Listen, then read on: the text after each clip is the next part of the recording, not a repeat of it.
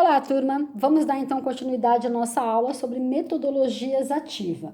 No vídeo anterior, fiz uma introdução, expliquei o que é metodologia ativa, apresentei o livro que nós estamos estudando, que é o livro do João Matar, né, de 2017, etc. Agora nós vamos falar um pouco sobre aprendizagem híbrida e sala de aula invertida.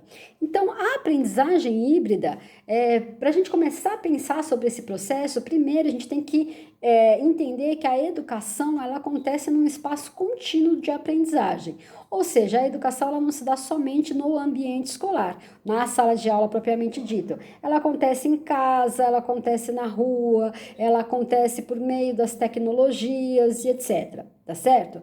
Então, partindo desse pressuposto que a educação então ela acontece de uma forma contínua ou continuada, aí nós vamos pensar então que esse conceito, né, de aprendizagem híbrida, ele é uma mistura entre uma educação presencial e uma educação à distância.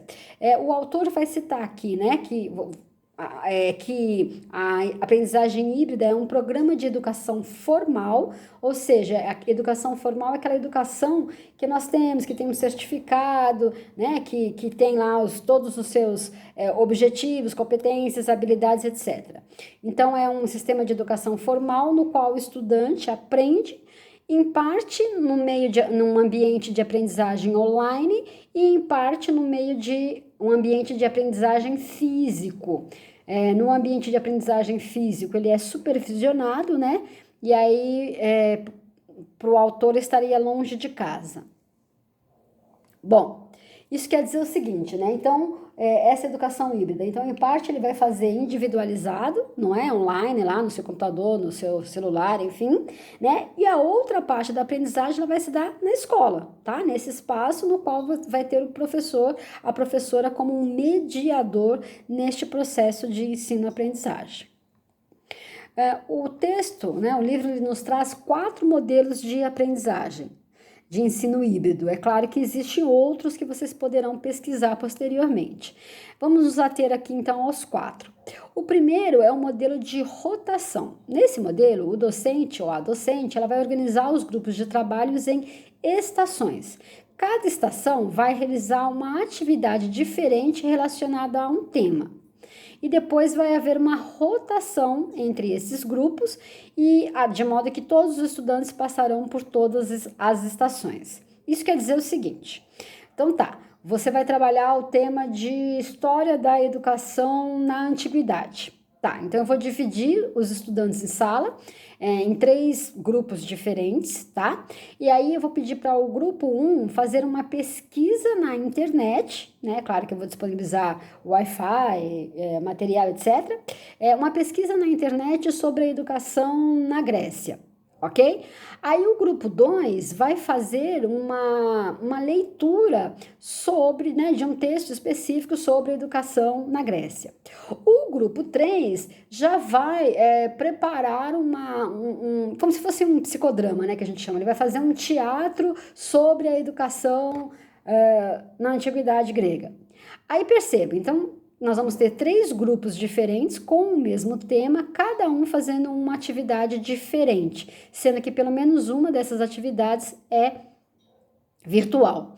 Depois, cada grupo, e aí o professor ele vai, né, a professora ele vai passando nas estações, esclarecendo, tal, e os estudantes eles fazem um processo de pesquisa, né, e depois então eles vão compartilhando as descobertas que eles realizaram e vão aplicando os conceitos.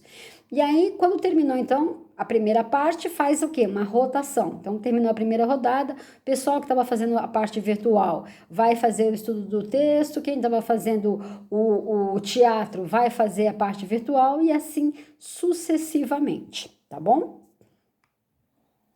Bom, outros tipos de educação ou aprendizagem, né, híbrida. À la carte, que são, para vocês é bem fácil, porque a gente adota isso na nossa instituição, né? São os estudantes que cursam algumas disciplinas presenciais e outras à distância, né?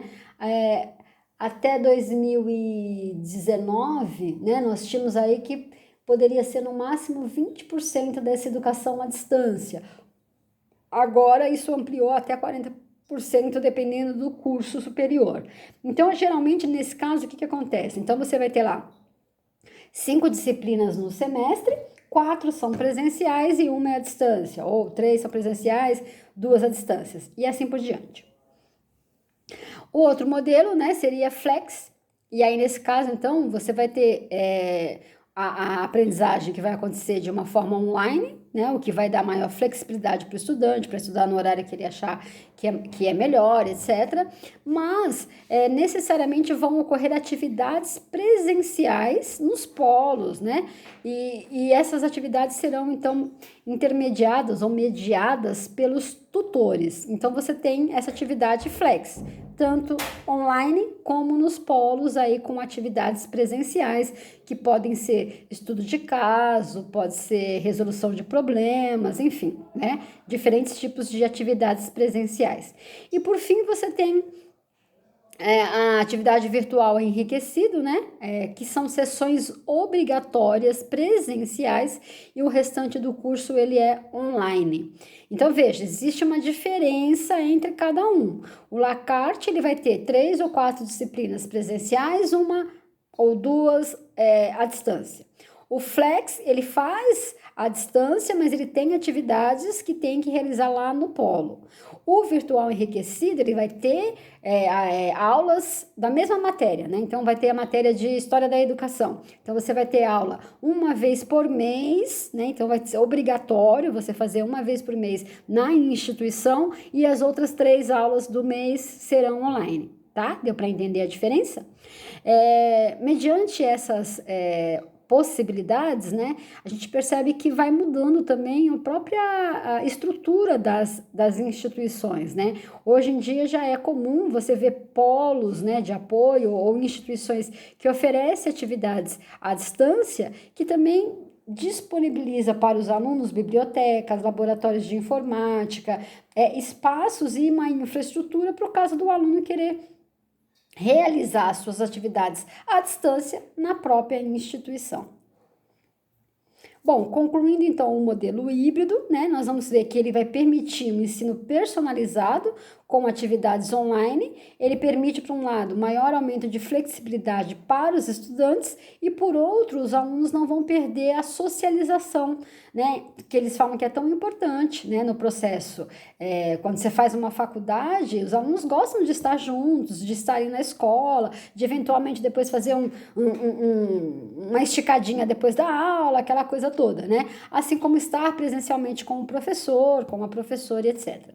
Então, o ensino híbrido, ele não é sinônimo de utilizar tecnologias na sala de aula. Para que ele aconteça, na verdade, vai ter que ocorrer uma mudança pedagógica, em que tanto o educador como o educando, eles vão ter que mudar a maneira de aprender, né? Então, você tem um educando que vai ter mais controle no seu aprendizado e essa educação ela vai ser menos centrada no professor e na professora. Bom, agora para terminar, vamos falar aqui então rapidamente sobre sala de aula invertido. A sala de aula invertida, para que ela aconteça, o estudante ou a estudante precisa ter contato prévio com o assunto que será discutido em sala de aula. Então, isso pode ser um vídeo que o professor grava ou ele indica sobre determinado assunto e os alunos assistem antes da aula, em casa, onde eles quiserem. Podem ler um artigo, ou pode ser mesmo a indicação do livro didático. Olha, vocês vão ter que ler antes da aula a página tal, da página tal a tal, ou vocês vão ler a apostila que eu disponibilizei para vocês, e etc. Aí, quando a gente faz essa videoaula, por exemplo, é importante que o docente ou a docente não simplesmente coloque a videoaula lá e pronto, e sim que ela também crie fóruns, acompanhe as discussões, acompanhe quantos alunos estão assistindo, quantos não, e por quê, e etc. Depois que fez essa parte, então, antes da aula, vamos pôr assim, né, que ele assistiu o vídeo, leu o texto, o artigo, etc e tal, aí na sala de aula, o que nós vamos ter? Os alunos, eles já vêm com um conhecimento sobre aquele determinado assunto, e aí em sala nós vamos ter um tempo muito maior para fazer o quê? Esclarecer dúvidas, para que os alunos possam colocar observações, para que o professor ou a professora possa dar diferentes exemplos, né, de aplicação daquela aula, daqueles conceitos, né, e aí a gente vai ter um tempo muito maior para aprofundar as discussões, para promover, né, um aprendizado mais significativo, para propor atividades em grupo, né, ou individual na sala de aula, tá bom? Então, a sala de aula invertido, né, você pode, por exemplo, utilizar aquele metodologia que a gente falou agora há pouco, né, aquela estratégia que é fazer a rotação, né, no processo de rotação. Então, os alunos vão estar em grupos, né, importante esse aprendizado em grupo, né, e aí o professor vai passando, então, de turma em turma para poder auxiliar, vai explicando e etc. Percebam que, nesse caso, o professor ele não vai fazer mais aquela aula tradicional no qual ele explica para todo mundo do mesmo jeito na frente da sala de aula. Por quê? Porque cada grupo nas estações de rotação, cada grupo pode ter um questionamento diferente, tá certo? Porque eles já leram o texto, já viram o vídeo, então eles já vêm mais problematizando, né, a situação. Então o professor ele acaba tendo a possibilidade de ministrar aulas mais personalizadas, tá?